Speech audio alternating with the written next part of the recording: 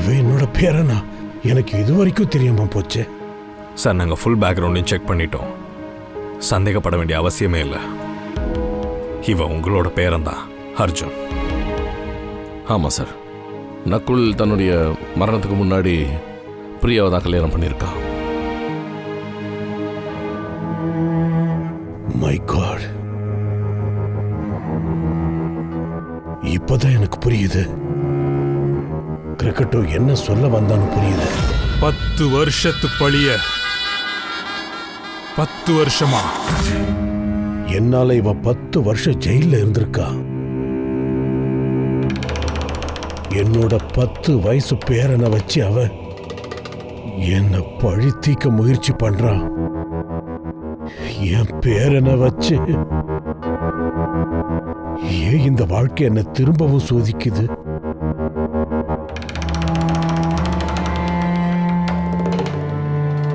எதுக்காக திரும்பவும் எனக்கு இந்த சோதனை? நான் ஒத்துக்கிறேன். போன தடவை வாழ்க்கையில நான் தோத்து போயிருந்தேன். ஒரு தப்பான அப்பாவா இருந்திருக்கேன். என்னால என் பையனை நல்லவனா வளர்க்க முடியல. பெத்த அப்பா கையாலேயே அவனை சுட வேண்டியதாயிடுச்சு. இந்த தடவை என் பேர் அர்ஜுனுக்கு எதுவும் ஆக விட மாட்டேன். அவனுக்கு எதுவும் ஆகாது.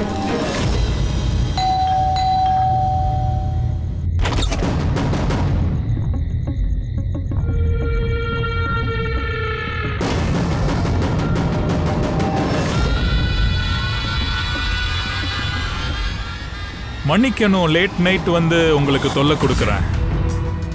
உள்ள வான்னு கூப்பிட மாட்டீங்களா? சரி, நானே வந்துடுறேன். அடாடாடாடா, ஆஹா, வாவ், வீடு அட்டகாசமா இருக்கு.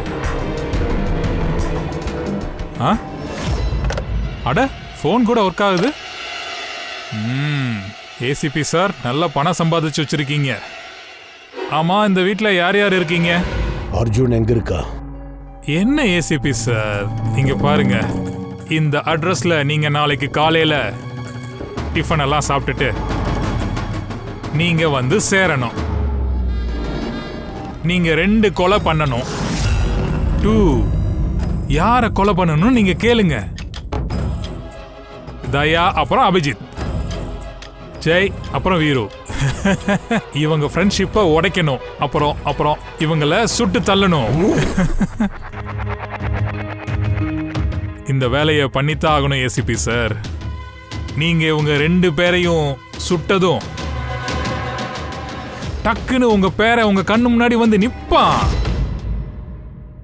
ஆனா இவங்கெல்லாம் யாரு?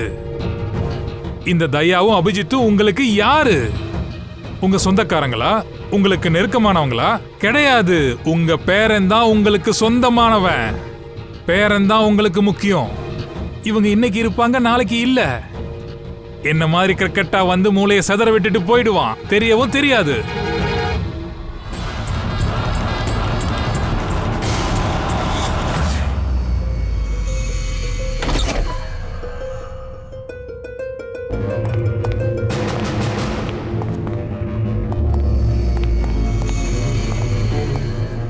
சார், அது சார் அவன் வர்றதை நாங்கள் முன்னாடியே பார்த்துட்டோம். அதனால தான் பின்னாடியே ஒளிஞ்சிக்கிட்டு இருந்தோம்.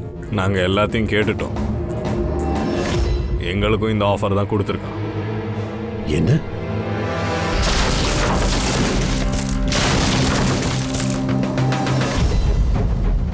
வரும்போது எப்போதும் தாமதமாக வருகிறீர்கள். வந்தாலும் செய்ய வேண்டியதை செய்யாமல் இருக்கிறீர்கள். வர்றதுக்கு இவ்வளோ லேட்டா? அர்ஜுன் எங்க வச்சிருக்க சொல்லு.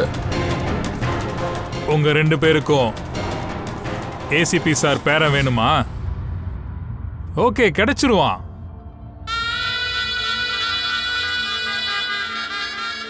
ஆனா அபிஜித் சார், எனக்கு ஒண்ணு வேணும்.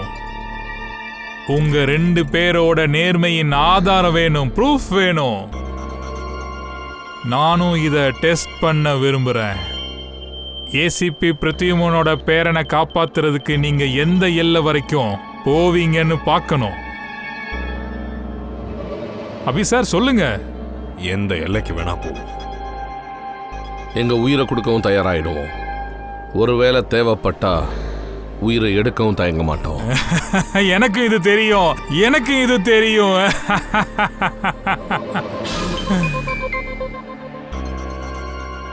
உங்களோட நேர்மைக்கு இந்த அளவுக்கு தைரியம் இருக்கா?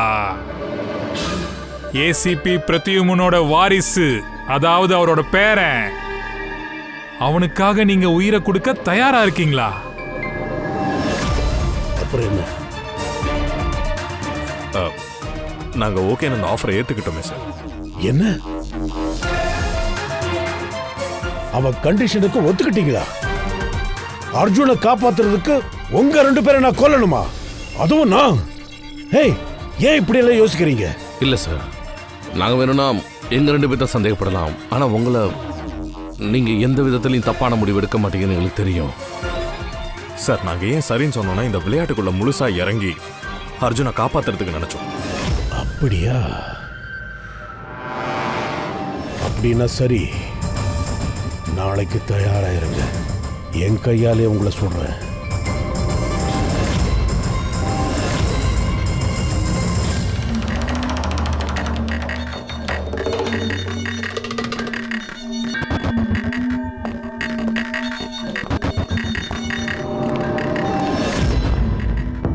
ஓ, வந்துட்டாரு.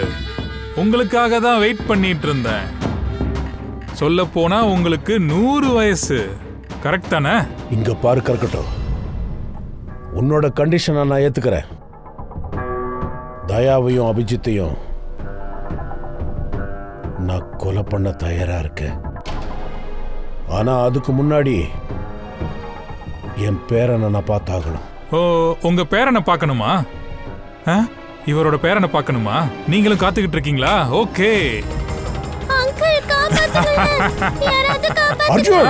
No no no no no. என்ன ஏசிபி சார், ஏசிபி சார் உங்ககிட்ட நிறைய நேரம் இருக்கு. உங்க செல்ல பையனை உங்க மடியில உட்கார வச்சு நீங்க நிறைய கதைகள் சொல்லலாம். நிறைய டைம் இருக்கு. சரி, எந்த வேலைக்காக இங்க வந்தோமோ அதை முடிக்கலாம். சரி, கேம் ஆரம்பிக்கலாம். கன் எடுங்க. இதோ பாரு கற்கட்டும், உங்க பேரன் மேல தொங்கிட்டு இருக்கான். நீங்க 2 பேரும் ஒண்ணு பண்ணுங்க. இங்க வந்து நில்லுங்க. வாங்க. உன்னை நான் கெஞ்சி கட்டுக்கிறேன். லேட் பண்ணாதயா. கொல்லு 2 பேரையும். உன் பேரனை காப்பாத்தணும்னா இவங்க 2 பேரையும் கொலை பண்ணு.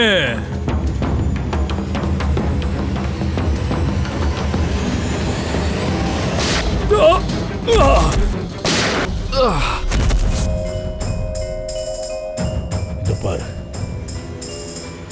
என்னோட வாக்கை நான் நிறைவேற்றிட்டேன். இப்ப என் பேரனை என் கையிலேயே ஒப்படைச்சிரு. அது அவ்வளோ ஈஸி கிடையாது ஏசிபி சார். உங்களை எனக்கு நல்லா தெரியும். இந்த உலகத்துல இருக்கிற தந்திரமான குள்ளநரிங்க கூட உங்ககிட்ட தோத்து போயிடும். உங்களுக்குன்னு ஒரு பேர் இருக்கு. நீங்க இவங்களை குண்டால சுட்டது உண்மைதான். ஆனா இவங்க 2 பேரும் செத்து போயிடுவாங்கன்னு சொல்ல முடியாது. முன்னாடி தானே ஒரு வேலை பண்ணுங்க.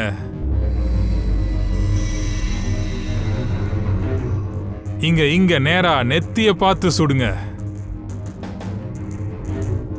கமான். அவனுக்கு ஏதாவது ஆச்சுன்னா இவங்கள சுடலைன்னா அவன் செத்துருவான். சுட்டுடு போ. வாங்க ஏசிபி, வாங்க. இவங்கள சுட்டு தள்ளுங்க.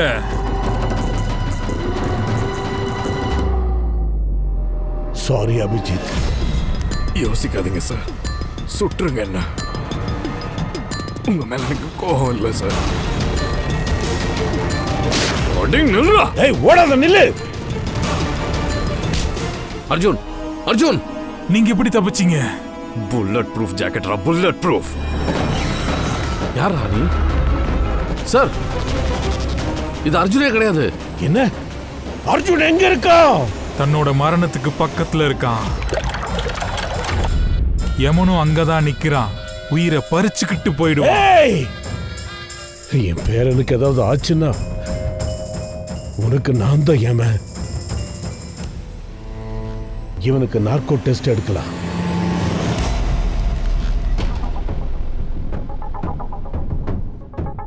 இந்த அழகான கையால எனக்கு தாராளமா இன்ஜெக்ஷன் போடலாம். நாங்க அர்ஜுனை கண்டுபிடிக்கவும் செய்வோம், அவனை காப்பாற்றவும் செய்வோம். அவன் இருக்கிற இடத்த உன் திருவாயால நீயே சொல்லுவடா. இது மட்டும் கரெக்டா வேலை செஞ்சுட்டா போதும்.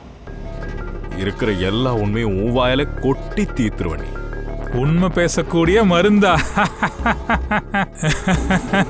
தலைவலிக்கு மருந்து கொடுப்பாங்கன்னு கேள்விப்பட்டிருக்கேன். இருமலுக்கு கூட மருந்து கிடைக்கும். இதை நான் முதல் முறையா கேள்விப்படுறேன். சிஐடிஸ் என்ன வேணாலும் பண்ணுவாங்க. மருந்தை கொடுத்து உண்மையை வாங்க போறீங்களா? என்ன வேணாலும் பண்ணுங்க பண்ணுங்க. என்ன பாஸ், மருந்து வேலை செய்யுது, நீங்க கேள்வி கேட்கலாம். கற்கட்டோ, அர்ஜுன் எங்க இருக்கா? தெரியாது. அர்ஜுன் பத்தி உனக்கு எப்படி தெரிய வந்தது? ஜெயிலுக்குள்ள எனக்கு அங்க ஒரு ஃப்ரெண்ட் இருந்தான், மேக்ஸி.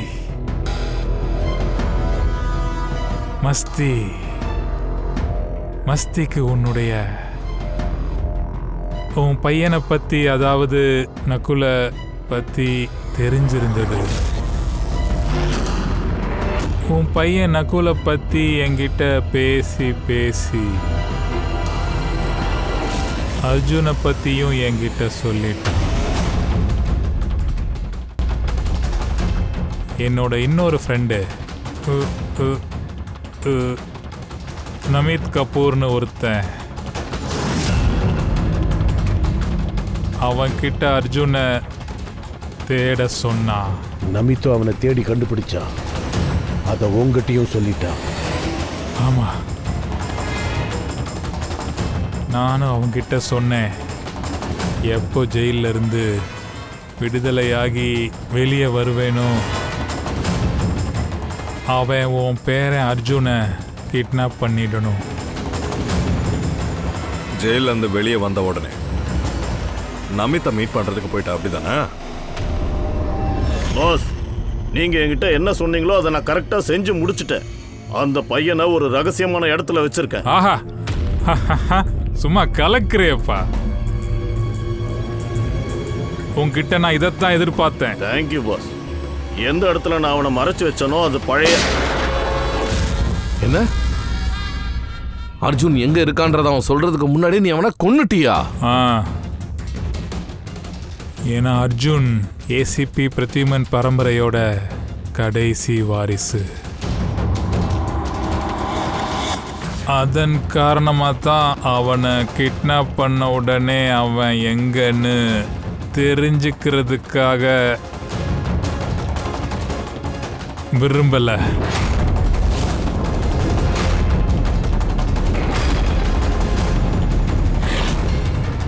இப்போ ஒரு நாள் பாக்கி இருக்கு.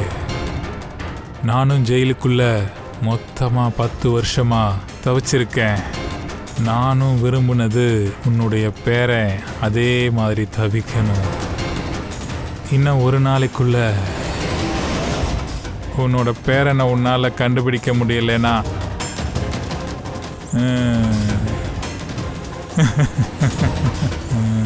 உன்னோட பேரை செத்துருவான்.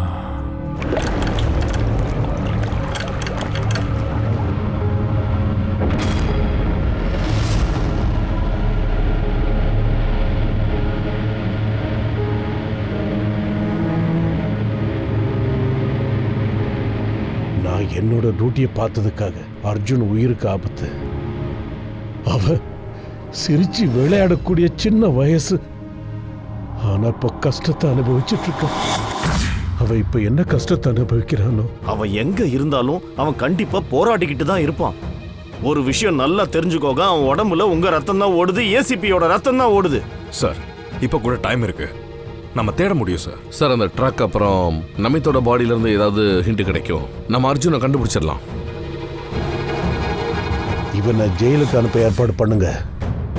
அர்ஜுனை தேடி கண்டுபிடிக்கலாம் நாம. இந்த ஏசிபி வாழ்க்கையில தோத்து போனதே இல்லை. இந்த கேஸ் சிஐடி ஆபீசரோடது இல்லை. It's an cold war. இந்த தாத்தாவோட போராட்டம் என் பேரனுக்காக.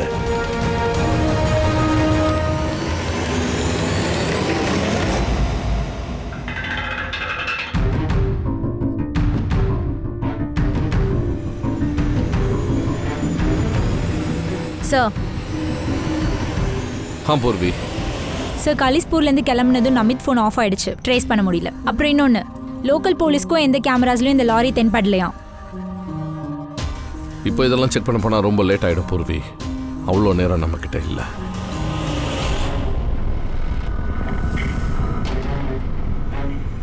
யோ சாலுக்கே, கொஞ்சம் சீக்கிரம் பண்ணியா.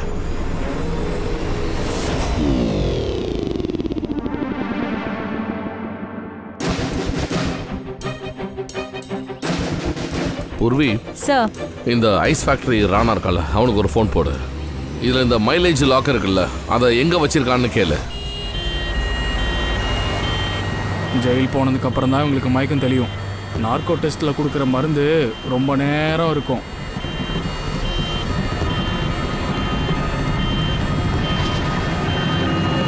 இப்படி என்னால தூங்கிட்டு இருக்க முடியாது.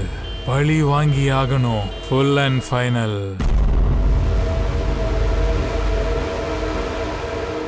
அதையா ஏதாவது எவிடன்ஸ் கிடைச்சதா என்ன?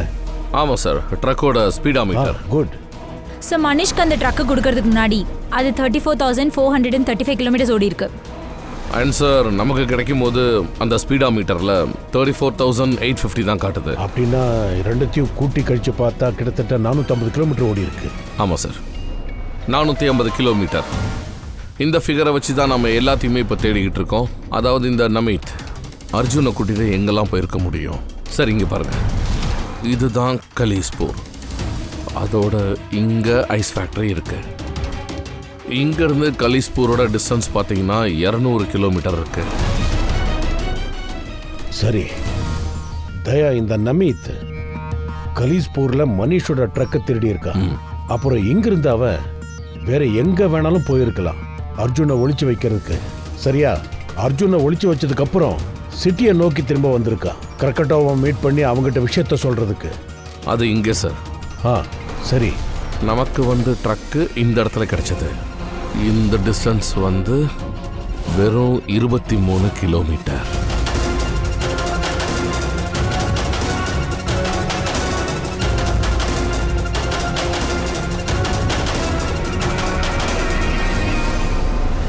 சார் 272லேருந்து 200 கிலோமீட்டர் அப்படியே போயிடும் சார். அவன் காலிஸ்பூர்லேருந்து டவுன் வந்தால. ஆமா ஃப்ரெடி, கலிஸ்பூர்ல இருந்து டவுனுக்கு வந்திருக்கலாம். ஆனா அவன் ஷார்ட்கட்ல வந்தானோ இல்ல பைபாஸ சுத்தி வந்திருக்கானோ இதெல்லாம் நமக்கு எப்படி தெரியும்? தேங்க்யூ. இத பாரு, இதுல உனக்கு ஏதாவது தெரியுதா? இல்ல சார், எனக்கு ஒன்றும் தெரியல.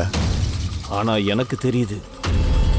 இதுல இருந்து கண்டிப்பா ஏதாவது தெரிய வரும்.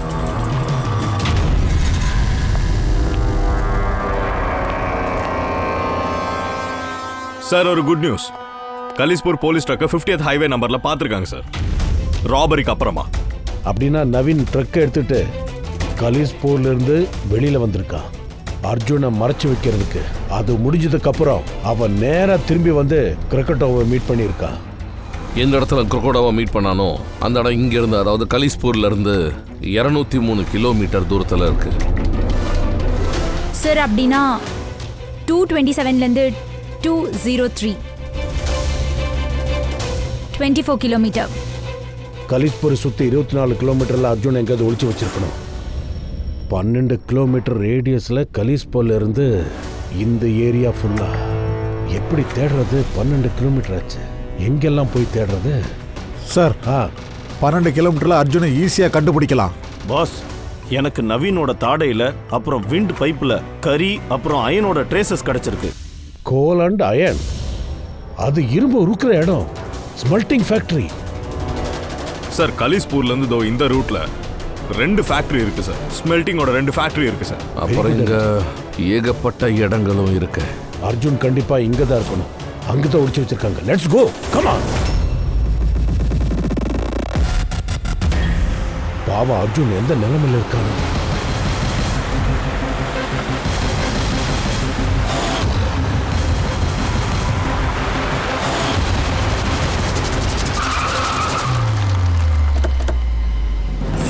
அர்ஜுன் அர்ஜுன் அர்ஜுன் அர்ஜுன் அர்ஜுன்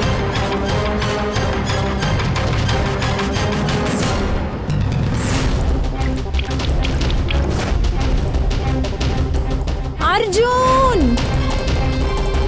அர்ஜுன்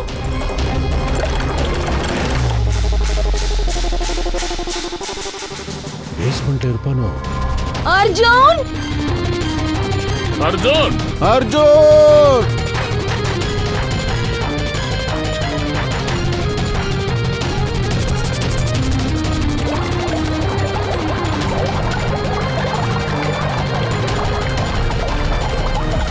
அர்ஜுன்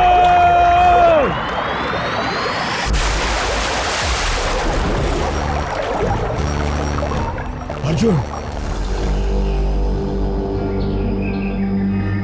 அர்ஜுன்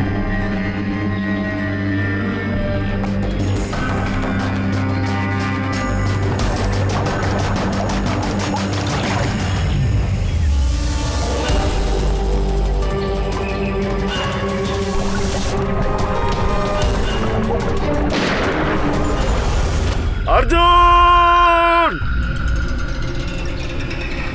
அர்ஜுன் என்னாச்சு தயா? அர்ஜுன் எங்கேயாச்சும் பாத்தியா? இல்லை, இங்கே யாரும் இல்லை. மோஸ்கோட் SOS. தயாவுக்கும் அபிஜித்துக்கும் புரிஞ்சிருக்கும். SOS.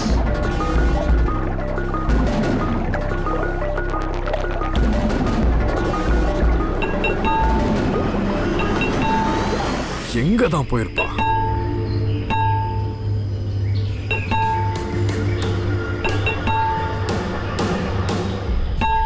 இது மோர்ஸ் கோட் ஆச்சு. எமர்ஜென்சி, யாரோ ஹெல்ப் கேக்குறாங்க. பைப்லைன் சத்தம் வருது.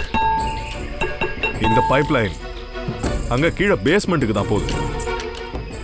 ஒரு வேலை உள்ள மாட்டி இருக்கலாம். கீழே பார்க்கலாம்.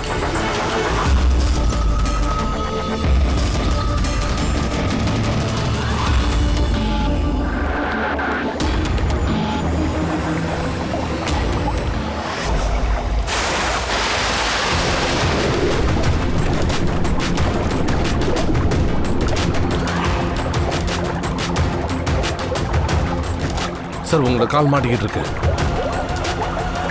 பயப்படாதீங்க. என் காலு ட்ராப்ல மாட்டி இருக்கு. ஏசிபி சார், அர்ஜுன் எழுந்துரு. அர்ஜுன் கண்ணை திறப்பா. சலோகி, அர்ஜுன் எப்படி இருக்கா? பாஸ், நான் செக் பண்ணி பார்த்ததுல அவனோட பல்ஸ் இல்ல பாஸ். நோ சலோகி, குழந்தைக்கு எதுவும் ஆகக்கூடாது. என் பேரனுக்கு எதுவும் ஆகக்கூடாது.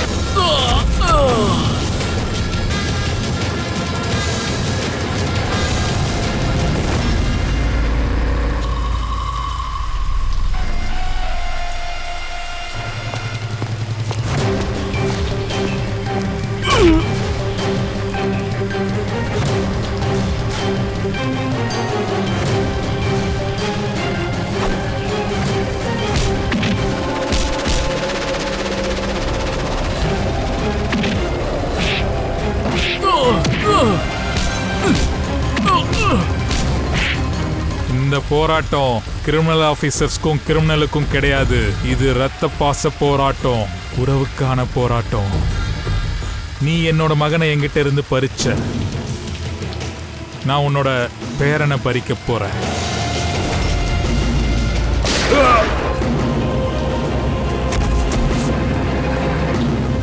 இருக்கட்டும், ரத்த சம்பந்தத்துக்குள்ள என்னைக்குமே சண்டை வராது. கெட்டதுக்கும் நல்லதுக்கும் தான் சண்டை நடக்கும். உன் பையன் செத்ததுக்கு நான் காரணம் இல்லை. அவன் செத்ததுக்கு காரணம் உனக்குள்ள இருக்கிற இந்த அரக்க குணம்தான். உன்னால எத்தனை உயிர்கள் பறி போயிருக்கும். இது எல்லாத்தையும் உனக்கு புரிய வச்சாலும் நீ புரிஞ்சுக்க மாட்ட. என் கையில் எதுவுமே இல்லை. ஆனா உனக்கு தூக்கு தண்டனை கிடைச்சே தீரும்.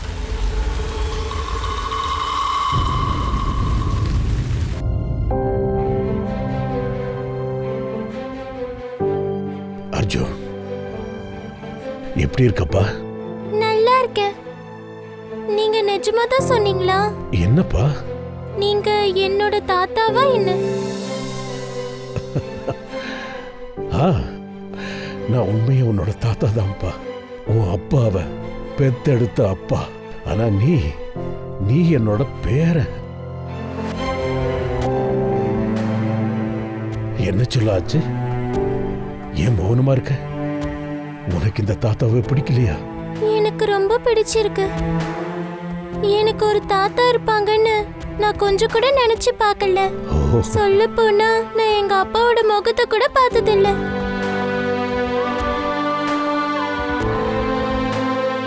உனக்கு ஒண்ணு தெரியுமா? உன்னோட இந்த அழகான மூக்கு இருக்குல்ல, அது அப்படியே உன் அப்பா மாதிரியே இருக்கு. நிஜமாவா? உண்மையா? எங்க அப்பா எப்படி இருந்தாரு? அவரு கூட நீங்க விளையாடுவீங்களா? ஆமா செல்லம், சின்ன வயசுல நிறைய விளையாடி இருக்க. உங்க அப்பா தான் எனக்கு உசுரே.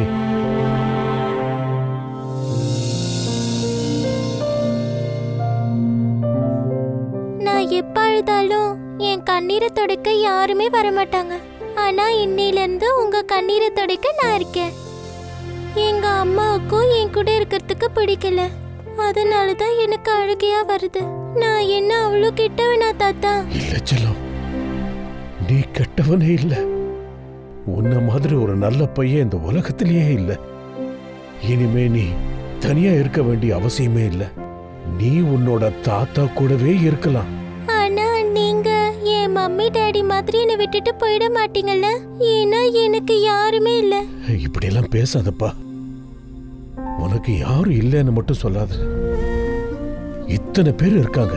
இங்க பாரு, தயா அங்கிள் இருக்காரு, அபிஜித் அங்கிள் இருக்காரு, ஃப்ரெடி அங்கிள் இருக்காரு, பங்கஜ் அங்கிளும் இருக்காரு. அப்புறம் இவங்க பூர்வி ஆண்டி. இது இன்னொரு தாத்தா, டாக்டர் சலோங்கி. பக்கத்தில் யார் தெரியுமா? Tharika aunty, doctor aunty. இவங்க எல்லாரும் எனக்கு சொந்தக்காரங்களா என்ன? கண்டிப்பா எல்லாருமே உன்னோட சொந்தக்காரங்க தான்.